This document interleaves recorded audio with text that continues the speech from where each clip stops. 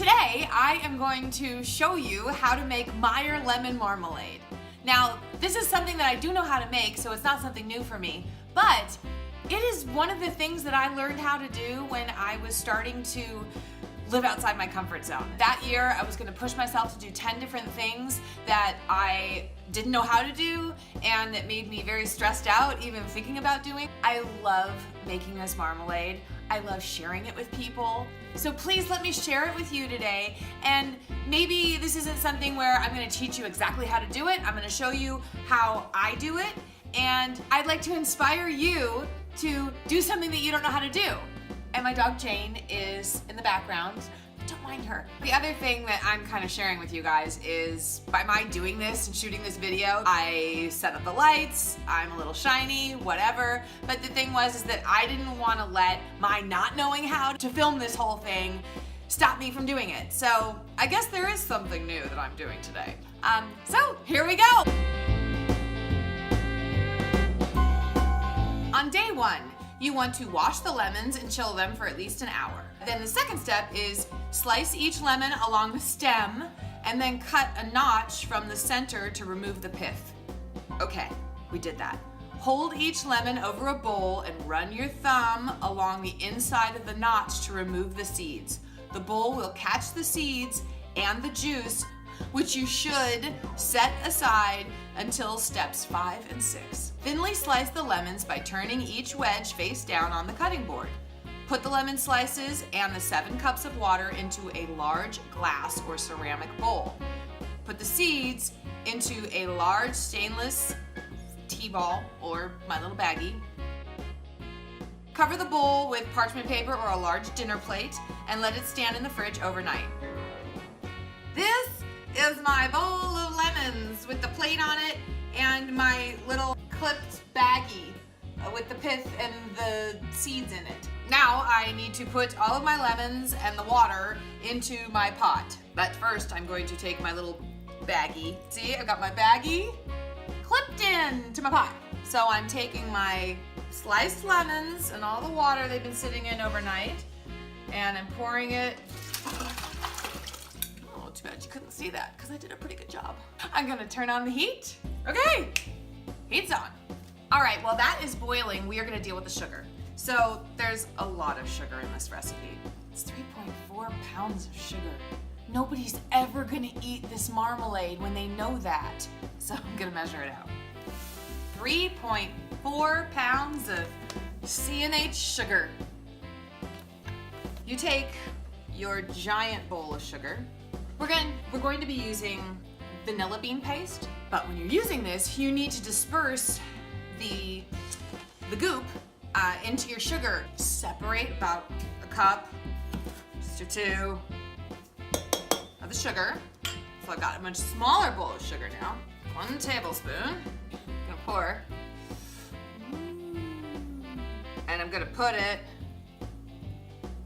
in my 2 cups of sugar. This is vanilla bean paste. It's not vanilla.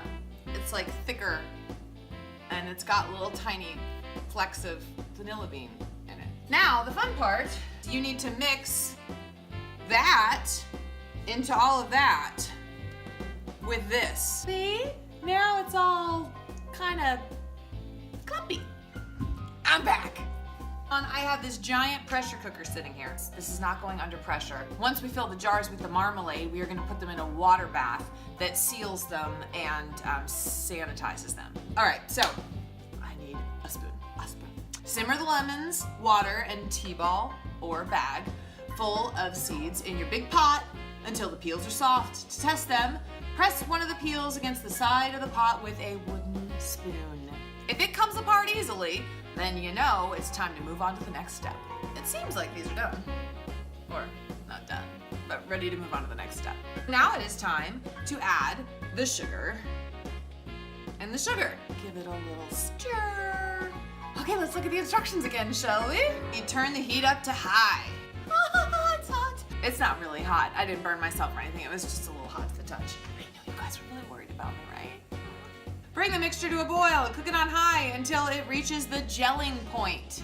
I am going to take these little plates and I'm going to put them in the freezer because in order to test the gelling point, Again, I'm not an expert. To test the gelling point, you want to drip a little bit of the hot mixture onto a frozen plate, and then you put it back in the freezer, and if in a few minutes when you pull it back out, you can kind of like, it's gelled, it's like firmed up, then you know that you're done. This is always the time when I doubt myself when I'm making this recipe. The gelling point, that's my big doubt. My problem has been that I don't boil this vigorously enough. So hopefully today I'm not gonna make that mistake. Bring the mixture to a boil and cook it on high until it reaches the gelling point, as I said. This will take some time, probably between 35 and 40 minutes. Don't over stir your mixture. There'll be a little bit of foam that kind of collects around the top, and you kind of like scoop that off. I don't think that's gonna kill you, but it doesn't look pretty in your jar of jam. Making marmalade is a lot of preparation and a lot of standing around and waiting. Foam removal time. Ooh, that was a good one. Is this any fun? I don't know. It is time for us to do our plate in the freezer test. It's an empty plate. It has nothing on it. It's very cold. Woo! So we're just going to put some on there. See, it's very runny. Oh. Now I'm gonna put it back in the freezer for 5 minutes. And I'm willing to bet that it won't be ready in 5 minutes. But we'll see. It's so pretty though. That is a gorgeous jar of marmalade. And see, it doesn't move anywhere. That's so exciting. And I had put the rings back on, and you see I don't want to pop it off, but this lid will not come off. You have to like pop it off with a knife. It's vacuum sealed. And I like to put the date on there, March 2017. It's usually good for a year. Unopened in the pantry, and hopefully you'll open it, or whoever you give it to will open it, you know, before a year's up. But sometimes you give away marmalade. I think of it as liquid gold. Other people, it may not be their thing, so it goes on their shelf. I was told it has a shelf life of a year. It's definitely boiling down, reducing. It's reducing in size. There's less liquid than there was when I started. I'm a little tired. Drum roll, please. It is definitely firming up, but it's still, excuse me. It's still runny, but it's not, it's changing viscosity. It's so good. I'm gonna do another plate test, and we might be good after the two. Let's see. See, the trick here is, I made the batch earlier where I was incredibly doubtful that it would work. The gelling thing. So what could happen now is I teeter on the verge of getting cocky. Like I know what it takes and that it'll work. So I want to be very careful to walk that line, because it would suck for the first batch to work and the second batch not to work. And it's funny because every time I think that it's not gonna work, I'll say to my husband, I'll say, oh babe, it's not gonna work, I don't think it's gonna set up. And he'll say, it always sets up and it always works. Not always, but most of the time. If it doesn't work, it doesn't work. You try, sometimes we fail. I don't mind failing as much as I used to mind it. It used to really bother me. And not because I don't wanna be right, it's more that I had some thing in my head that told me that I had to go through life and be perfect, or people might not like me, or that I'm not a good person. And as I've gotten older, I think that I've let go of those things a little bit. Maybe every year I'll let go of it that much more. It's just marmalade. I didn't set the timer. Gosh, I'm so... I'm just gonna assume it had been 3 minutes. What do you think? Do you like this setup better? I felt like I was shooting down at my head before. Now, you're looking right here. There's a lot of me talking. I don't know if that's good. It's definitely changed in consistency. It's a lot thicker than it was. And it looks like it's a lot less liquid. So all my jars are clean. Some people put them in the dishwasher to like sterilize them beforehand. I wash them, hot water. These are my lids that I've got this little magnet doodad. I like magnets. That we are going to, honestly. All right, so these need to be in hot water. All right, so those are now all being sterilized. The other things I'm not quite sure if I told you, but in this pressure cooker canner thing that I don't use under pressure, you want to make it so that it is about an inch or so. You just want these to be submerged, but they have to be submerged at least an inch in order for them to seal. And gonna get that to a rolling boil again. All right, we're gonna take our little bag filled with the seeds and the pith because we don't need it anymore. We don't want it to get in our way, so we'll just put it all like this. We've got our funnel and we put it in our jar. Usually this makes about 10 jars, usually. It made 10 earlier. Sometimes it makes less. Sometimes if it makes more, that means I didn't do it right. All right. So we're going to ladle.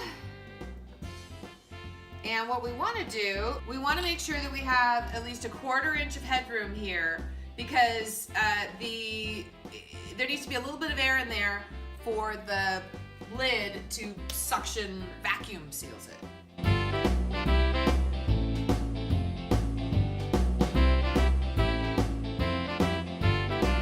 I've never ladled with my left.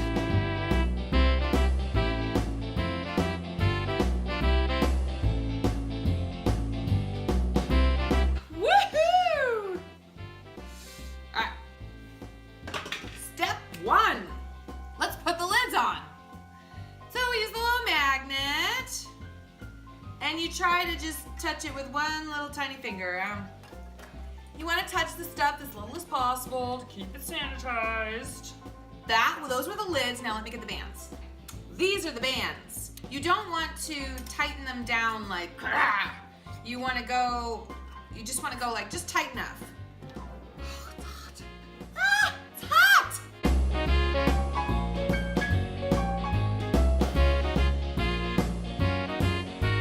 So our canner is at a rolling boil, and now it's time to put these using this tool that I always pick up this way, but it's actually used this way, and we're gonna lower them into the water bath.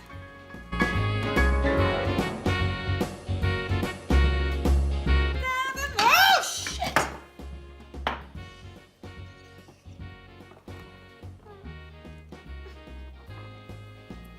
I made a mess. It's just marmalade, right? It's just marmalade, man. It's not a problem. It's not that bad. Whatever. That's just life. All right, so once it starts boiling again, then I set the timer for 10 minutes. It's a 10-minute water bath, and then we'll pull them out and we will listen to them click away as they vacuum seal themselves. And in the meantime, I'm gonna clean up. So it's time for the unveiling. Here we go. Oh, I'm so scared to see what's in here. It doesn't matter. Yay! It's okay.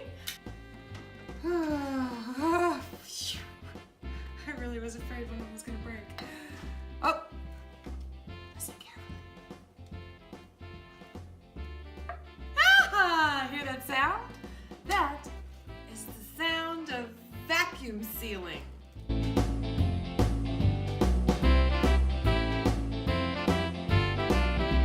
Ta-da! Okay, last step. Now take off the ring to let them dry. Oof. Sometimes the rings can get a little rusty because the water sits in there, and I don't know, when I give somebody something or when I open something up, I don't want to see rust. We are gonna take off all the rings and mother damn! Ta-da! 10 more jars of jam! Yes! Okay, so you see now it's kind of runny. With any luck, in an hour or so, they're gonna look like those. Not runny. Yes. Thank you so much for joining me. I really appreciate it, and I hope that I can inspire you to do something that you've never done before. Don't let not knowing how to do something stop you from trying. Mwah! Have a beautiful day.